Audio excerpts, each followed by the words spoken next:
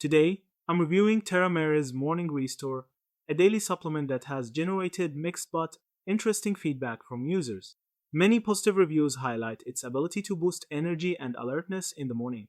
Some users even mention they don't rely on coffee as much after taking it.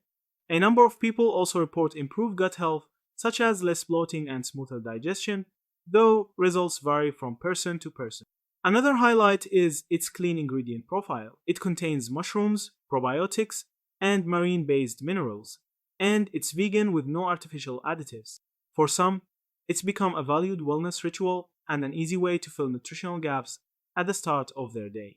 On the flip side, not everyone experiences the same benefits. Digestive results are inconsistent, while some find relief, others still struggle with issues like constipation or gas. The taste, which is described as strawberry lemonade, is another point of discussion.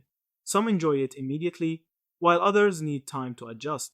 In addition, a few reviewers have raised concerns about the bioavailability of copper in the formula, questioning how well it's absorbed. It's also worth noting that Morning Restore is not designed for sleep support.